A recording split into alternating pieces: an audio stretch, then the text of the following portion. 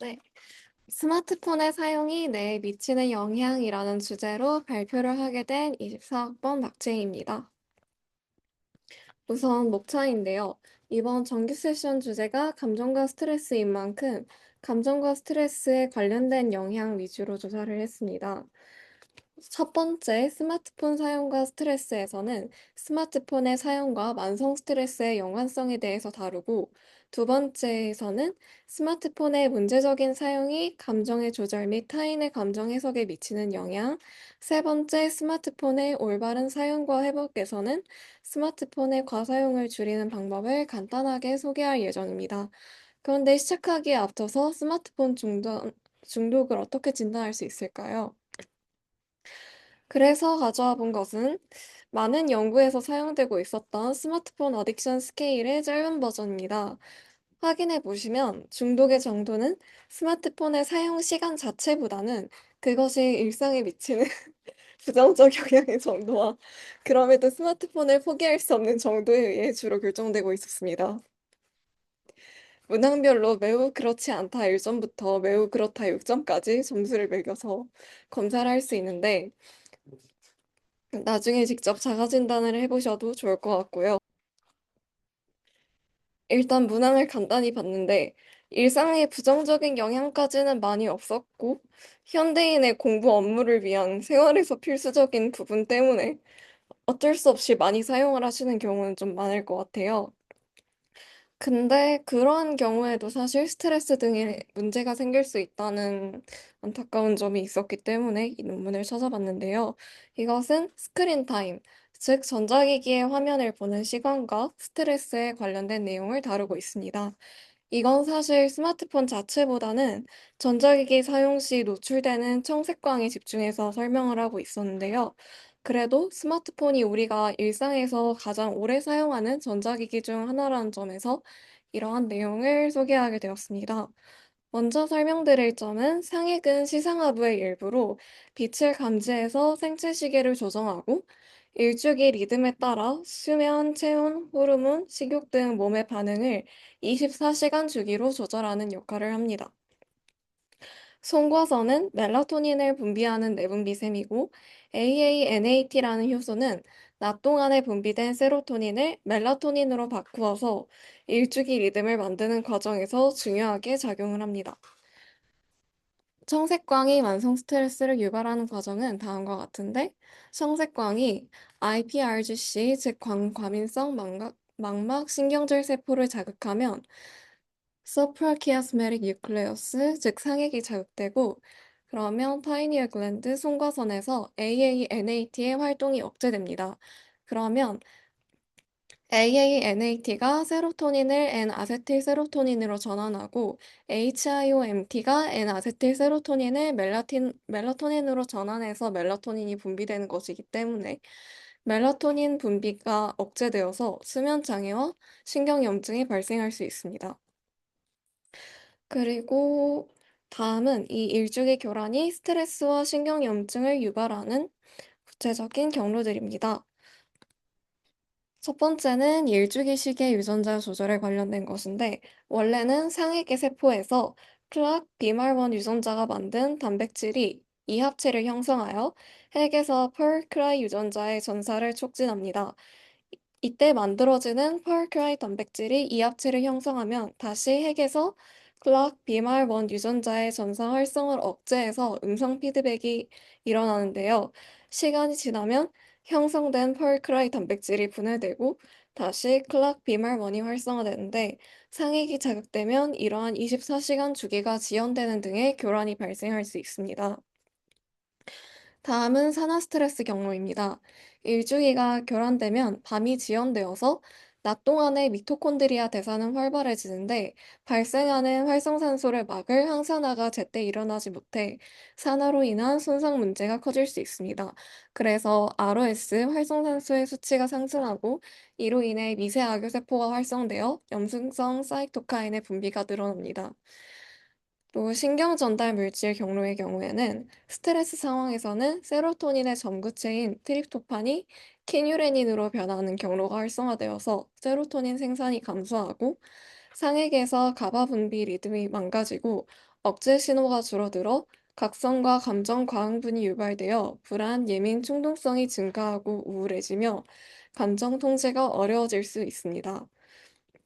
그리고 HPA, 시상하부 뇌하수체 부신축은 CRH 분비 리듬이 일주기 리듬 교란으로 인해서 같이 교란되고 이때 ACTH가 과다 분비되어서 결과적으로 만성적인 코르티솔 분비를 유발하게 됩니다.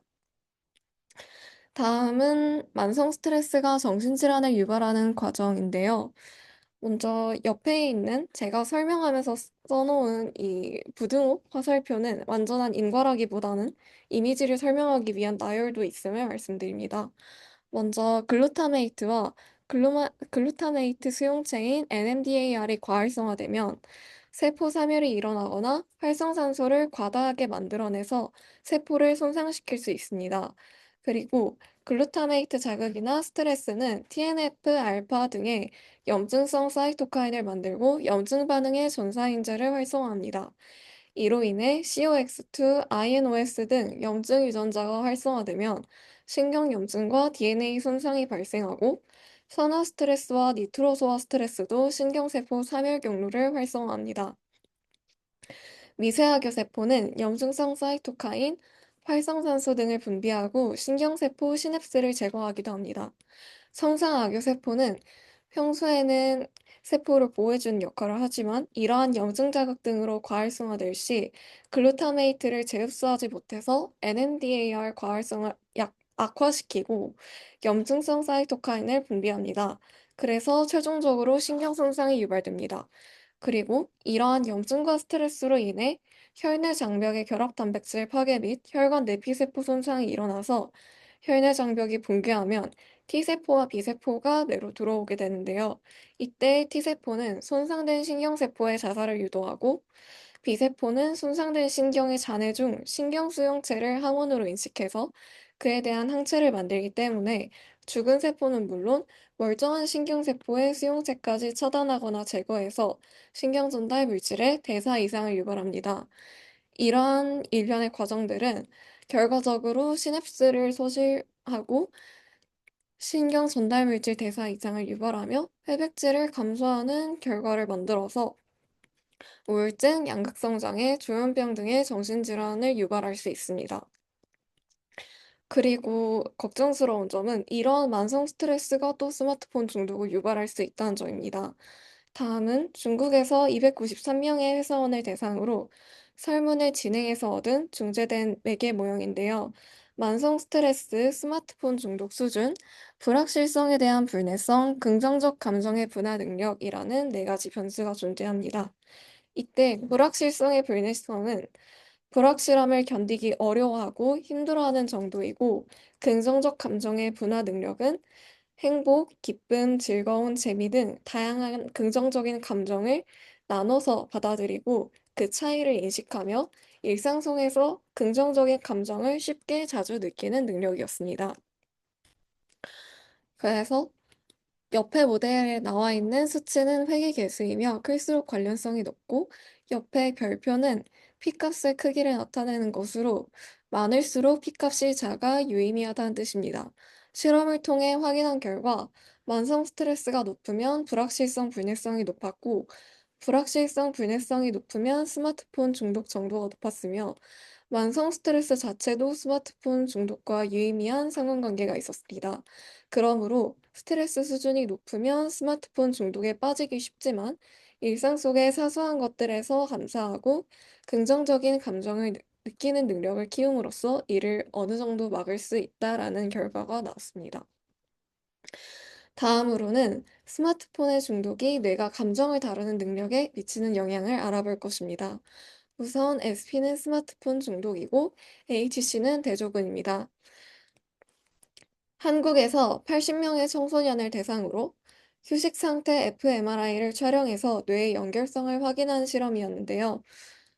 먼저 설명드리자면 OFC는 Orbital Frontal Cortex, 안화 전두 피질이고 장기적인 결과를 고려해서 보상을 평가하고 순간적인 감정과 충동은 억제하는 역할을 합니다. NACS는 Nucleus Accumbens로 측자액이며 보상의 예측과 쾌감, 강화학습 등을 담당하며 순간적인 즐거움처럼 긍정적인 보상을 추구하도록 유도합니다. CC는 Cingulate Cortex로 대상 피질이며 갈등이나 보상 등 정보를 수집하고 행동 조절 신호를 보내는 역할을 합니다. 이 역할이 PPT에는 욕구, 보상, 행동의 연결 조절이라고 적혀 있는데 욕구를 느끼고 보상을 고려해서 행동을 결정하기까지의 과정을 중개한다는 의미입니다. 좌뇌에서 OFC와 CC의 연결 감소는 미래의 결과를 고려하거나 현재의 감정 및 충동을 억제하는 능력이 저하되어 있음을 의미합니다. OFC와 NACC의 연결 약화는 순간적인 행복이나 재미처럼 쾌감 요소는 민감하게 예측하지만 그것을 위한 억제나 인내는 잘 일어나지 않아서 감정적인 충동성이 잘 조절되지 않는 상황이고 NACC와 CC의 연결 강화는 의사결정을 할 때 보상이 주는 단기적 즐거움이 먼저 고려되는 상황입니다. 결과적으로 스마트폰 중독이 되면 억제 기능이 약화되어서 불편한 감정을 건강하게 해소하거나 미래를 위해 인내하지 않고 즉각적인 재미나 행복감으로 도피하는 문제가 생길 수 있습니다. 다음은 스마트폰 중독이 감정의 해석에 미치는 영향에 대해 알아본 논문인데요. 이 실험에서 참가자는 사진 속 표정이 긍정적인지 부정적인지 판별하도록 요청을 받습니다. 이 실험에서도 SP는 스마트폰 중독이고 HC는 대조군입니다. 한국에서 52명의 성인 남녀를 대상으로 진행되었는데요. A는 앵그리, H는 해피로 얼굴 표정이 등장하는 순서에 따라 AA, AH, HA, HH 이렇게 네 가지 패턴이 존재하였습니다.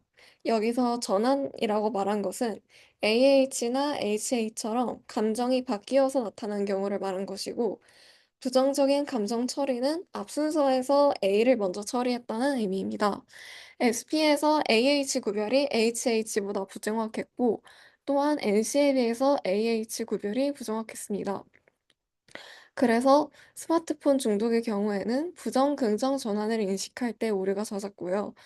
AA 구별이 HA보다 부정확해서 전환이 된 것 자체보다는 사전에 부정적 감정을 먼저 처리하면 오류가 커지는 것으로 확인할 수 있었습니다.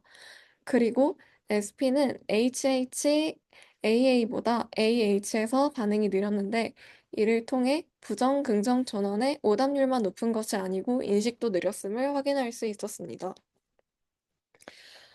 그리고 다음은 fMRI 촬영과 BASRR 성격 특성 검사를 진행한 결과를 함께 반영해서 나타내 본 그래프인데요. 왼쪽의 두 가지는 HH 상황에서의 뇌 부위 활성에 따른 오답률이고, 오른쪽은 BASRR 점수에 따른 오답률 그래프입니다.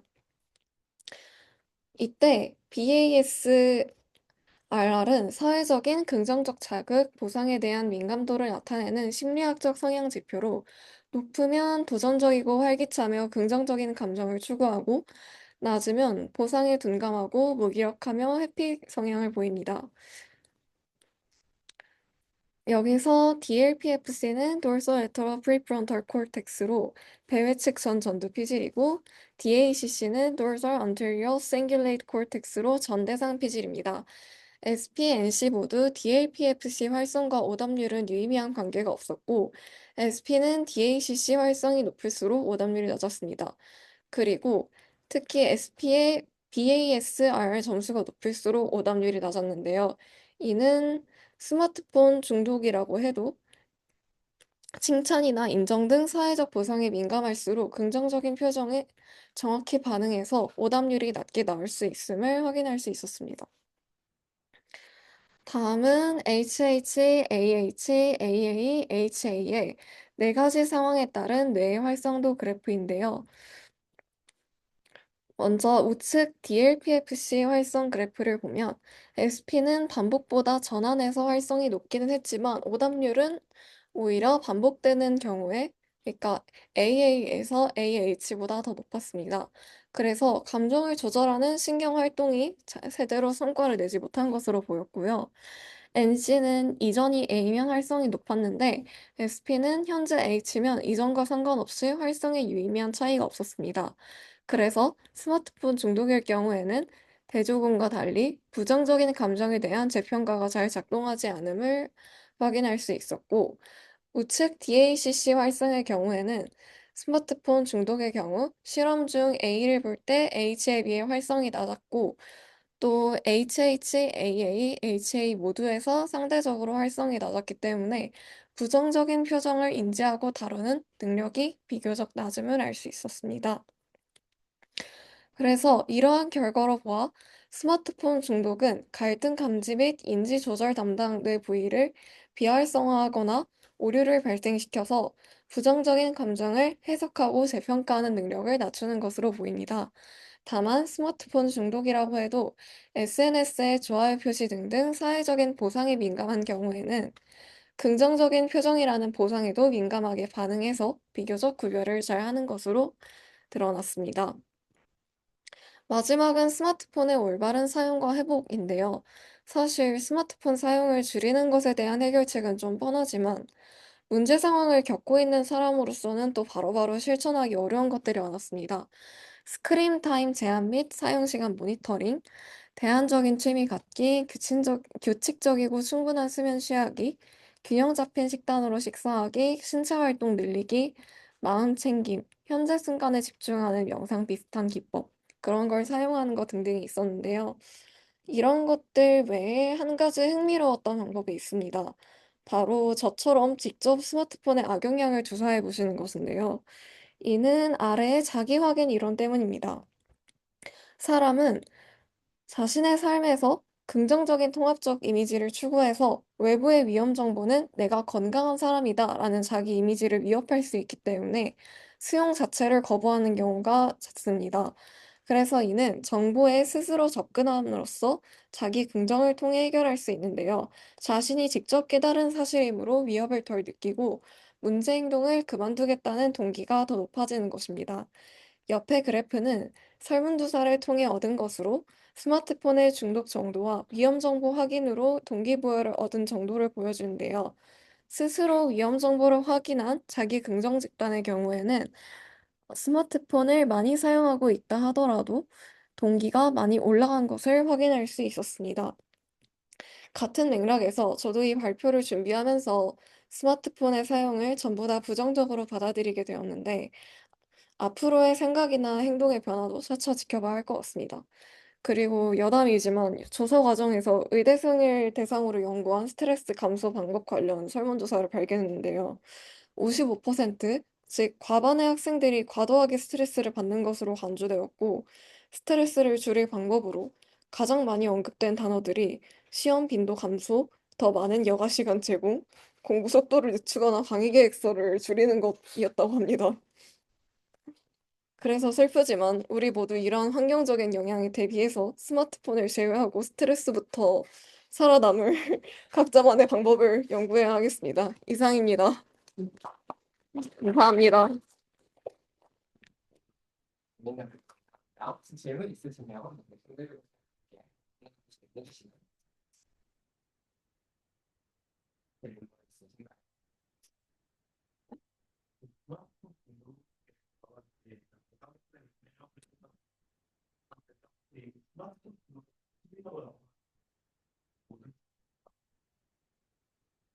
제가 스마트폰 중독 위주로만 조사를 하긴 했지만 여기서 나왔던 핵심들이 우선 첫 번째, 보상회로와 감정 조절에 미치는 영향 같은 경우는 일반적인 중독 모두 보상회로의 작용을 약화시키거나 혼란을 주는 데 영향을 주기 때문에 공통적으로 영향을 미치는 측면이 있을 것 같고요. 음, 뒤에서 부정적 감정의 재평가가 잘 작동하지 않는 것이나 부정적인 표정을 인지한 능력이 비교적 낮다라는 요인들은 제가 다른 중독에서 이런 것이 나타나는지 잘 확인을 해보지 못해서 더 조사를 해봐야 알 수 있을 것 같습니다. 감사합니다. 세 번째 시험 하겠습니다.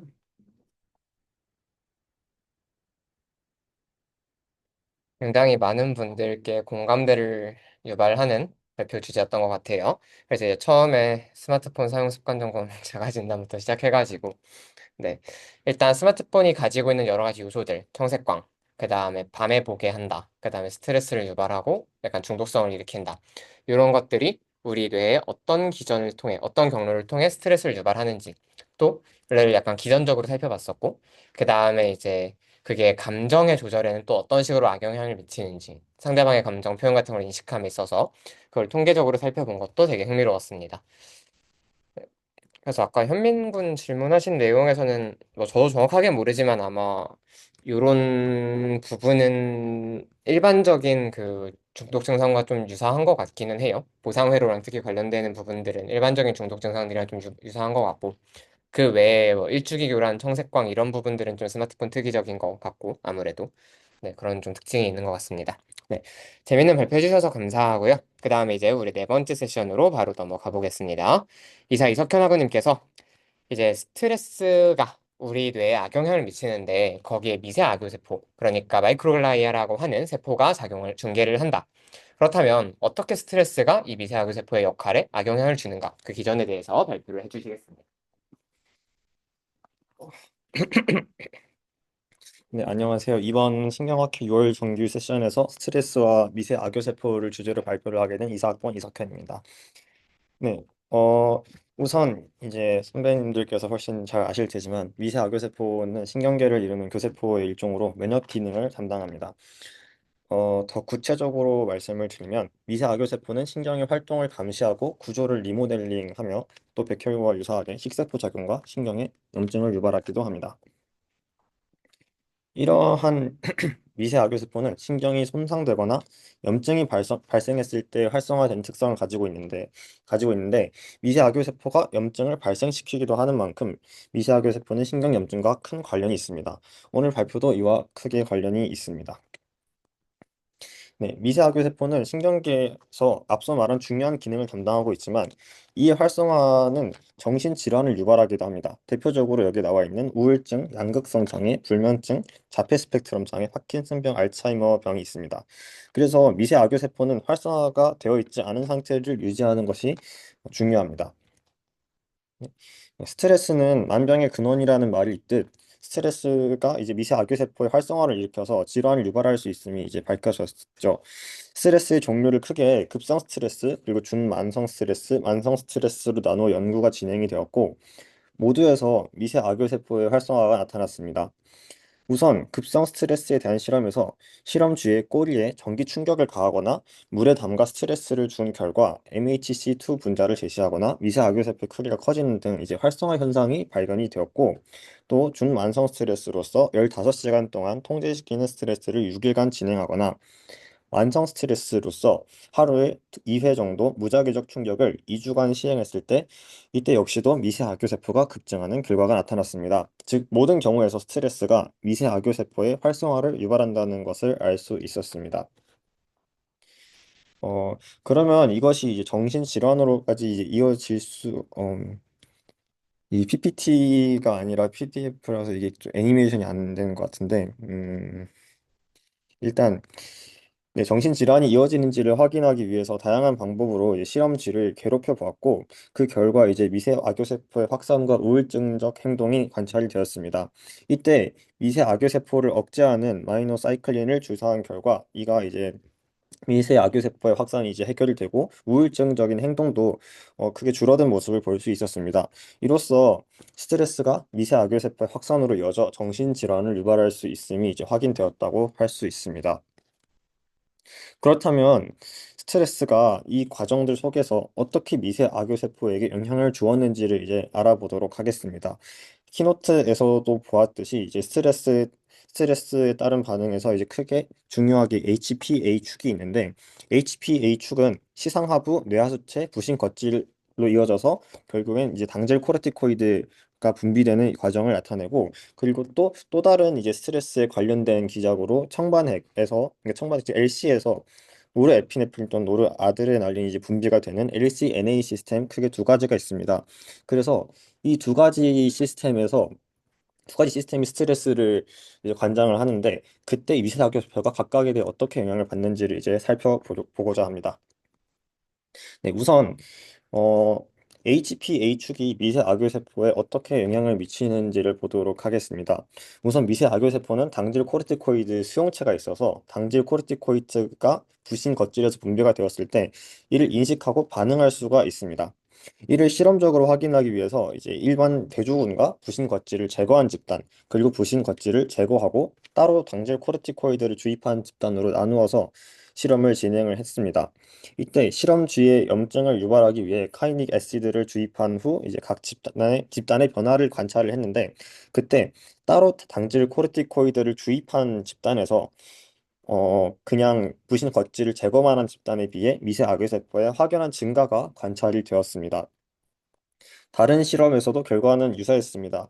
물에 빠뜨리거나 통제 또는 이제 수분 및 음식 미공급 등의 스트레스와 이제 LPS라는 걸 주입을 함으로써 신경 퇴행을 유발했을 때 당질 코르티코이드 수용체 저해제인 이제 RU486을 같이 주입을 했을 때 신경 퇴행이 억제된 모습을 보였습니다. 즉 당질 코르티코이드를 통한 미세 악교세포의 활성화가 결국에 이제 염증과 정신질환을 유발한다는 것을 확실히 알 수 있었던 실험입니다.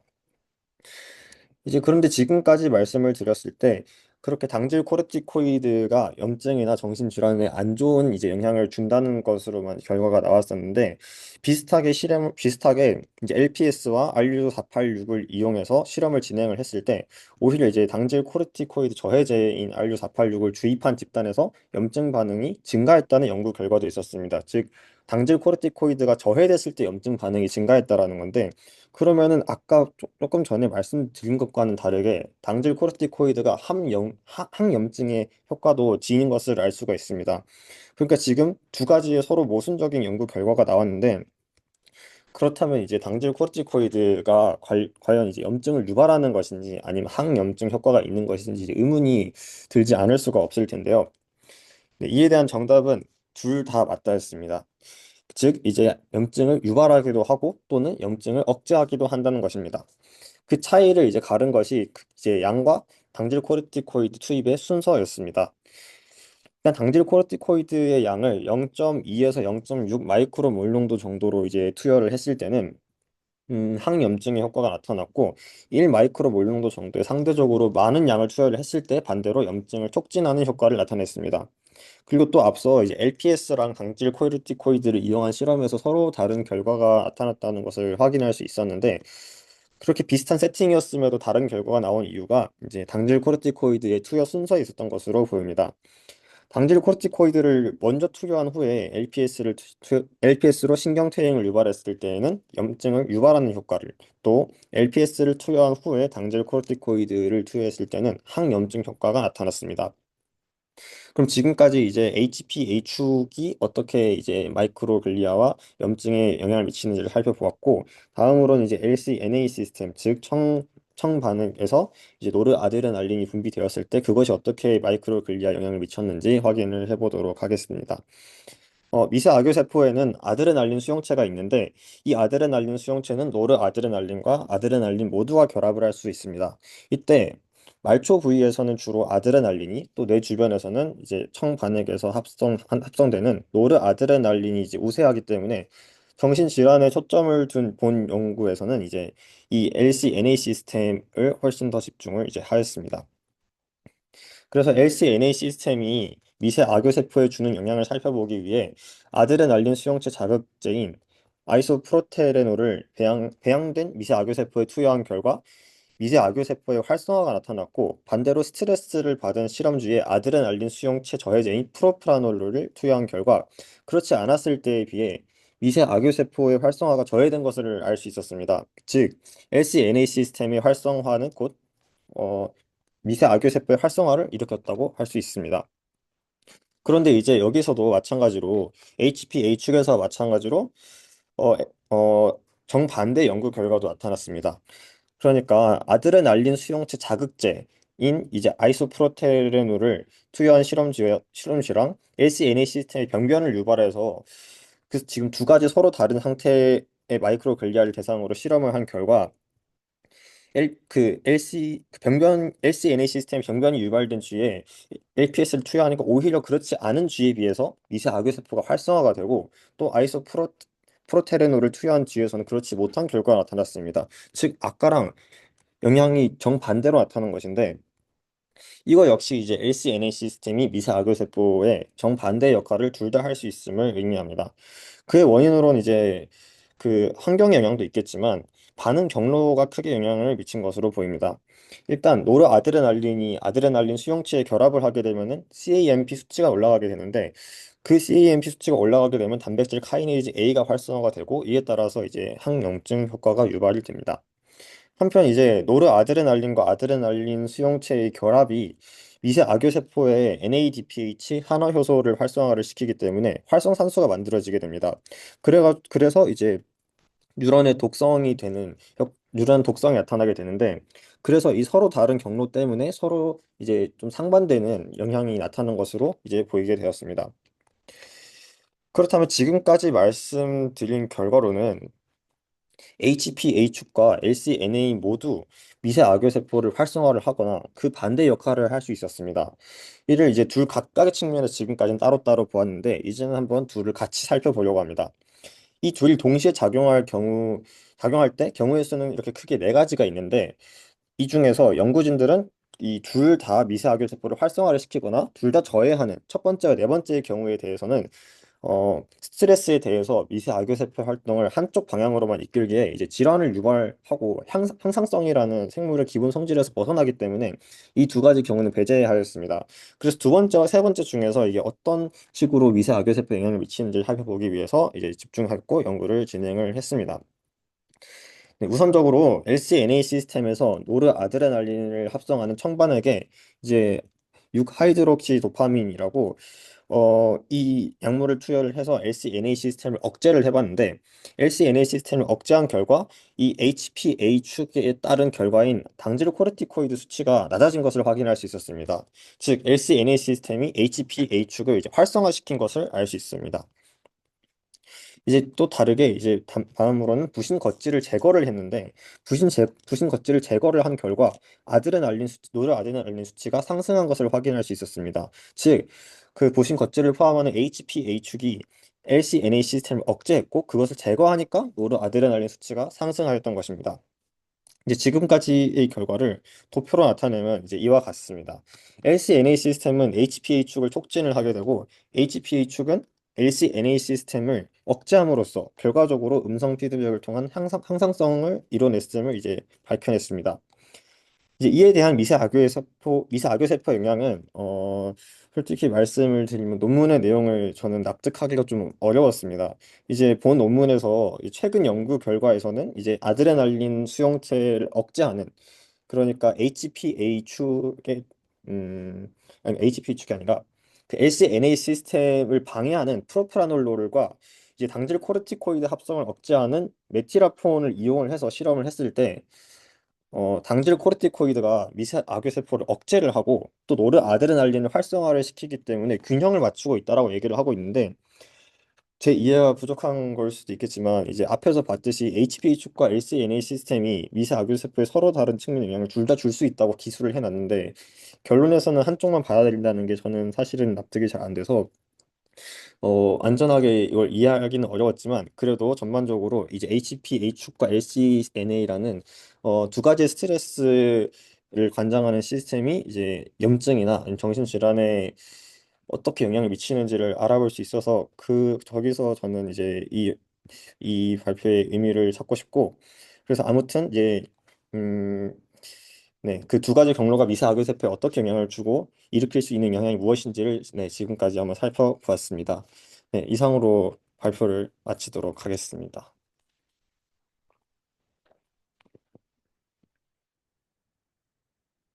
네, 그리고 나입니다. 발표 내용 있으시면 소개해 보시면 있으시면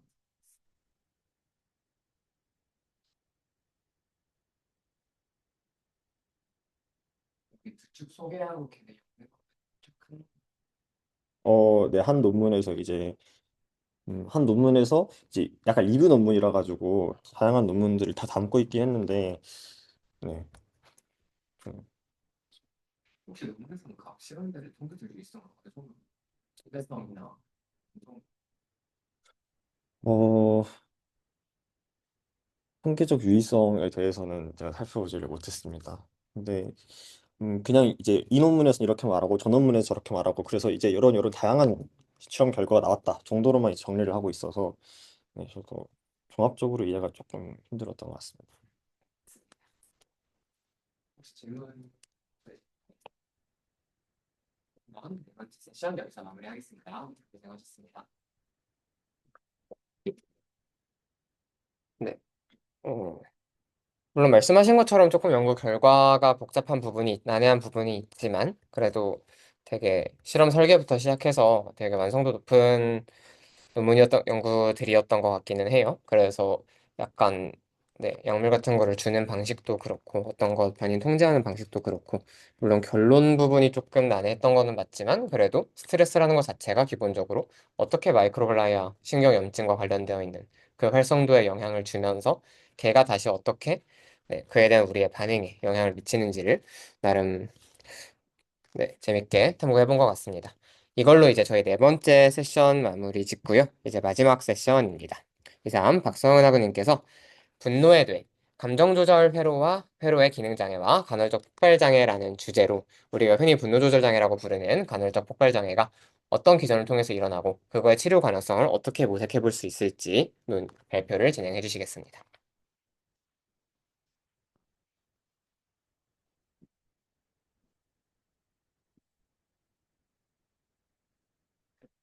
네, 안녕하세요. 저는 23학번 박성은이고 오늘 감정 조절 회로의 기능 장애와 간헐적 폭발 장애에 대해서 발표하겠습니다. 혹시 여러분은 사소한 일에 격하게 분노해 본 적이 있으신가요? 대부분의 사람은 감정이 격해지더라도 어느 정도 자제력을 발휘합니다. 이는 우리 뇌 속의 감정 조절 회로가 작동하기 때문인데요. 하지만 간헐적 폭발 장애를 가진 사람은 사소한 자극에도 격렬한 분노나 공격성을 폭발적으로 표출합니다.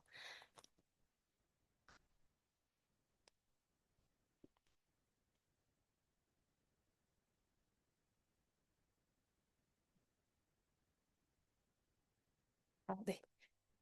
그래서 이런 간헐적 폭발 장애 IED는 공격적인 충동에 조절이 되지 않아서 심각한 폭력이나 재산의 파괴를 야기하는 것이고, 이 IED의 원인이 매우 다양해서 유전적 요인도 영향을 미치고, 아동기에 받은 트라우마나 양육 환경, 그리고 낮은 사회 경제적 지위 같은 심리 사회적인 요인도 있다고 합니다.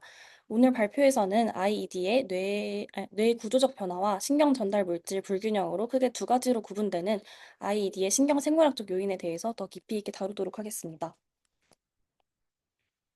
첫 번째로 볼 부위는 아미그달라인데요. 아미그달라 편도체는 위협을 탐지하고 특히 공포와 분노 같은 감정 반응을 담당하는 그런 영역인데 IED 환자에서는 사회적 위협을 마주했을 때 이렇게 공포와 분노를 탐지하는 아미그달라가 과도하게 활성화되는 것이 관찰됩니다. 그리고 몇몇 연구에서는 왼쪽과 오른쪽 편도체의 회색질 감소나 형태 변형이 보고되기도 하고 아미그달라와 올비토 프론털 콜텍스 간의 연결성이 감소되는 것도 확인됩니다. 그 다음은 프리프론털 콜텍스랑 올비토 프론털 콜텍스인데요. 둘 다 전두엽의 영역인데, 이거는 정상적인 감정 조절 회로에서는 충동을 억제하고 판단하고 자제력을 갖는 그런 기능을 합니다. IED 환자에서는 그런데 이 미디얼 프리프론털 콜텍스랑 안테리어 싱귤레이트 콜텍스 그리고 올비 프론털 콜텍스의 회색질이 감소되는 것이 관찰됩니다. 이렇게 회색질이 감소하는 것은 뉴런 밀도가 감소해서 시냅스 연결이 감소되었다는 것을 의미하고 따라서 얘네가 원래 그 담당하는 충동 억제나 자제력 같은 그런 기능들이 약화된 것으로 볼 수 있습니다. 그래서 IED 환자에게서는 이렇게 억제 시스템이 효율적으로 작동하지 않기 때문에 오히려 무리해서 작동하는 그런 반응도 나타나고 따라서 이 돌소레터럴 프리프론털 콜텍스 같은 영역은 오히려 과활성화되는 그런 비정상적인 반응도 보인다고 합니다. 이 그림에서 비막대 그래프를 보시면 HC가 그 건강한 검은색 대조군이고 PC 파란색은 IED가 아닌 다른 정신질환을 진단받은 집단이고 빨간색이 IED 간헐적 폭발장애 집단인데요. 이 두 군과 비교를 해보면 IED가 지금 차례대로 올비프론탈 콜텍스와 미디얼 프리프론탈 콜텍스 그리고 안테리어 싱글레이트 콜텍스 그리고 오른쪽 아미그달라에서 모두 뇌의 회백질 부피가 감소한 것을 확인할 수 있습니다. 그리고 특히 파란색 그 PC와 빨간색 IED 집단을 비교하면서 이런 뇌 회백질 부피의 감소가 다른 정신질환이 아닌 IED에서 좀 더 특이적으로 나타난다는 사실도 알 수 있습니다. 그리고 IED의 뇌 구조 변화 중에 또 나타나는 특징은 올비프론탈 콜텍스랑 아미그달라 사이의 연결이 약화된다는 것인데요. 이것을 확인한 실험이 있어서 가져와 봤습니다. 이 실험, PSAP 실험에서는 연구 대상이 IED와 BPD 진단을 받은 환자군 38명과 건강한 대중군 36명을 비교했습니다. 여기서 참고로 IED는 간헐적 폭발 장애로 알고 있는데요. 그 BPD는 무엇이냐면 이게 BPD는 경계선 성격 장애여서 IED랑 약간 그 증상이 비슷한데 마찬가지로 감정 조절의 어려움과 충동적인 행동을 보이는 그런 성격 장애라고 보시면 됩니다. 그래서 이 실험에서는 특이적으로 도발 조건을 설정하는데요. 이 도발 조건이 무엇이냐면 참가자들에게 점수를 얻는 그런 과제를 수행하게 하는데 이 점수가 마치 이 실험에서 금전적 보상처럼 느껴진다고 합니다. 그런데 가상의 상대가 이 금전적 보상을 훔쳐가는 그런 도발 조건을 걸었을 때, 이 사람들이 그 도발에 대해서 어떻게 반응하는지 그 동안의 뇌 영상을 찍어서 그 뇌 대사 활동의 변화를 측정한 실험입니다. 그래서 이 실험의 결과 건강한 대조군에서는 이 도발을 걸었을 때 자연스럽게 아미그달라의 활동이 증가하게 되는데 이때 올비프론탈 콜텍스는 이 아미그달라 활동의 증가를 억제적으로 반응해서 약간 음성 피드백처럼 아미그달라의 분노를 조절해주는 그런 기능적 연결성이 확인되었습니다. 그런데 IED 환자들에게서는 이 아미그달라와 올비프론탈 콜텍스 간의 음의 상관관계가 사라져서 즉 이 두 영역 간의 기능적 커플링이 손상되어서 이로 인해 도발 상황에서도 아미그달라가 계속 과활성화되면서 감정 폭발을 억제하지 못하게 된다고 합니다. 그 다음은 하이포살라무스인데요. 하이포살라무스를 설명하기 앞서서 HPA 축을 보시면 되는데 HPA 축은 이전 발표들에서도 많이 나왔던 것처럼 우리 몸에서 스트레스 반응 전체를 조절해주는 내부빈 시스템이고 코르티솔이라는 스트레스 호르몬을 분비하게 됩니다. 여기서 하이포살라무스는 HPA 축에서 이 H를 맡아서 이 내분비 시스템의 출발점 역할을 하게 되는데요. 그 하이포살라무스에서도 여러 가지 세부 영역으로 나뉘게 되는데 그중에서도 후부 부분인 posterior medial hypothalamus 이 영역이 공격성 조절의 핵심 영역이라고 합니다. 그리고 이 부위는 posterior medial hypothalamus 같은 경우에는 나중에도 나오기 때문에 조금 기억해 두시면 좋을 것 같습니다. 그리고 마지막으로 기타 구조가 있는데 하이포캠퍼스 같은 경우는 뭐 기억을 담당하는 영역인데 IED 환자에게서는 이게 아미그달라처럼 약간 디포메이션이 되거나 형태 변형 같은 것들이 관찰되었고 그리고 인슐라 콜텍스에서도 마찬가지 회색질이 감소되는 것이 확인되었는데 이것도 공격성과 관련이 있다고 합니다.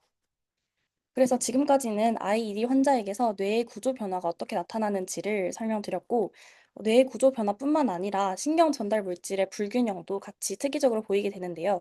이것에 대해 설명드리겠습니다. 신경 전달 물질 중에서 세로토닌은 아마 행복 호르몬으로 한 번쯤 다들 들어보셨을 텐데요. 이 행복 호르몬이 뇌에서 기분과 충동을 조절해주고 공격성을 억제해주는데 중요한 역할을 합니다. 그래서 이 세로토닌이 부족하게 되면은 공격성과 충동성이 증가할 수 있는 것인데요. IED 환자들은 대부분 이 세로토닌 시스템에 이상이 있는 것으로 나타났습니다.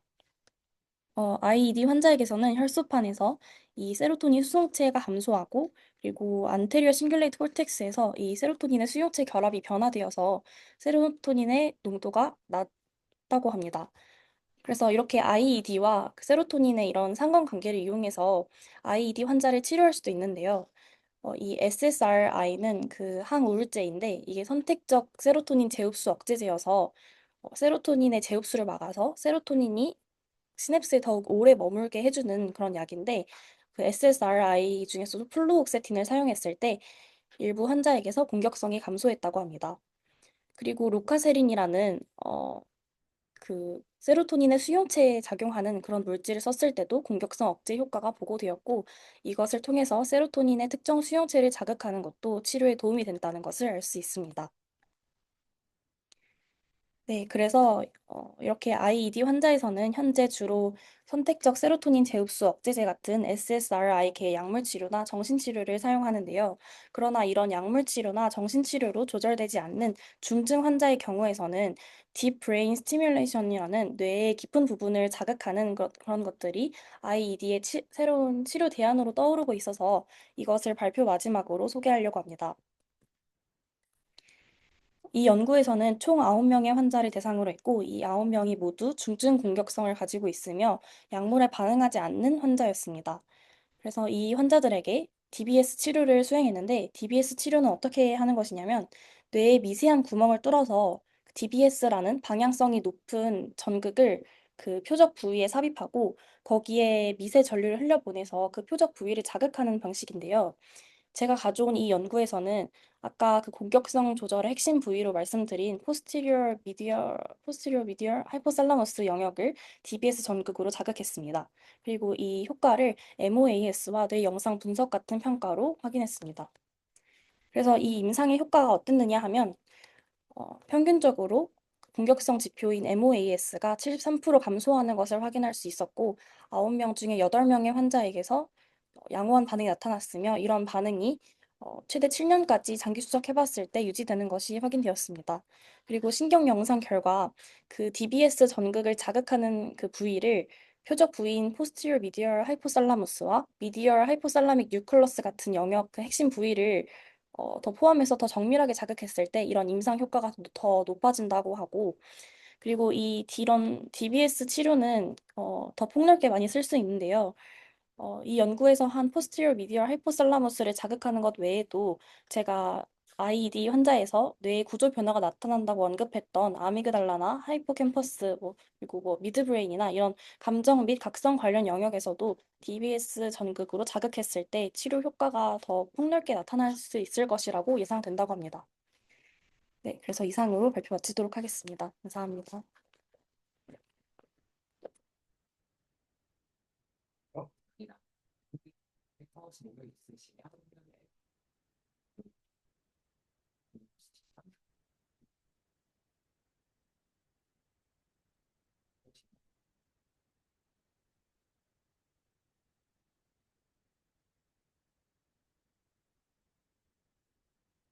마지막에 중국분단 치료법은 HPA 엑시스를 찾았다고 찾았다고 이더 원리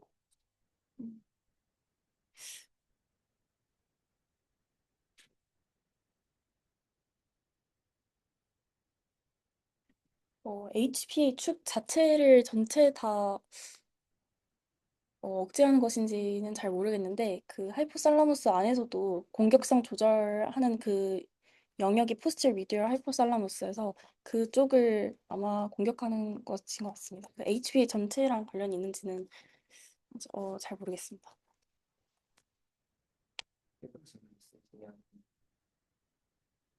주시면 여기서 마지막 세션 마무리하겠습니다.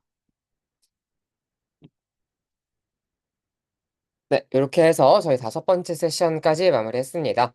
네, 우리가 잘 알고 있는 간헐성 폭발장애라는 정신질환에 대해서 그게 뇌의 어떤 구조물들, 그 다음에 어떤 신경과학적인 기전들의 손상으로 인해서 이런 세기적인 질환이 나타날 수 있는지도 살펴봤고요.